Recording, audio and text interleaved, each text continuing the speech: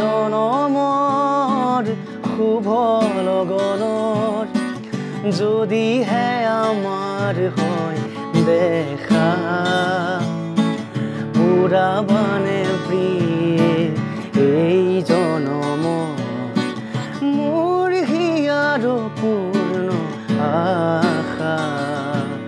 প্ৰিয় দৰ্শক, আপোনালোকে নিশ্চয়কৈ বিষ্ণু ৰাভাদেৱৰ সেই কালজয়ী গীতটো যুৱকজনৰ মুখেৰে শুনি নিশ্চয়কৈ ভাল পাইছে। আৰু আমি অনুষ্ঠানৰ আৰম্ভণিতে কৈছিলোঁ যে যুৱকজন বিশেষ বুলি। বিশেষ কিয় সেই কথাটো মই ক'ব বিচাৰিছোঁ যে আমি যিদৰে কথাবোৰ স্পষ্টকৈ ক'ব পাৰোঁ, তেওঁ কথা কোৱাত অকণমান অসুবিধা হয়, কিন্তু গান খুব সুন্দৰভাৱে তেওঁ গাব পাৰে, পৰিৱেশন কৰিব পাৰে। আৰু সেই যুৱকজন হ'ল মৰিগাঁৱৰ দীপৰাজ শইকীয়া। আমি মৰিগাঁৱলৈ আহিছোঁ দীপৰাজৰ ঘৰলৈ, আৰু দীপৰাজৰ সৈতে কথা পাতিম, সমান্তৰালভাৱে দীপৰাজৰ মুখেদি গান শুনিবলৈ আমি চেষ্টা কৰিম। দীপৰাজ, মই অনুষ্ঠানৰ মাজলৈ, আমাৰ NKTV বিশেষ অনুষ্ঠানৰ মাজলৈ তোমাক স্বাগত জনাইছোঁ। ধন্যবাদ। ইমান যে কষ্ট হয় যে আপোনালোকে আহিছে যে, হয়, সেইখিনি বহুত বহুত ধন্যবাদ। বহুত নিশ্চয় নিশ্চয়। বিশেষকৈ তোমাৰ গান শুনিছোঁ, গান শুনাৰ পিছত আৰু তোমাৰ সৈতে কথা পাতিবলৈ বা গান শুনিবলৈ, ৰাইজকো শুনাবলৈ মন গ'ল, সেই উদ্দেশ্যে আহিছোঁ। এতিয়া কোৱাচোন, তোমাৰ ব্যস্ততাটো কেনেকুৱা? এতিয়া কি কি কামত ব্যস্ত হৈ আছা? ব্যস্ততাৰ মানে আপোনাৰ এতিয়া মই বিশাল মেগা মামাহাততে অলপ চলপ কাম চাম খুৱাই আছোঁ। চ' সেনেকৈ তাৰমানে চলি আছে আৰু।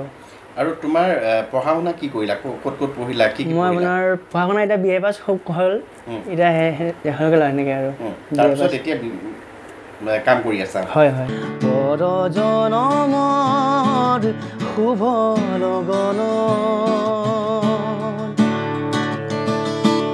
এই জনমৰ কুসুম মালা যতনে তুমি গাঁঠি ৰাখিলা, এই জনমৰ কুসুম মালা যতনে তুমি গাঁঠি ৰাখিলা, কাহানিও তুমি নিপিন্ধালা, কাহানিও তুমি নিপিন্ধালা, শূন্য মোৰ বুকু হ'ল দেউকা, পুৰাবানে প্ৰিয়ে এই জনমৰ মোৰ হিয়াৰ পূৰ্ণ আশা,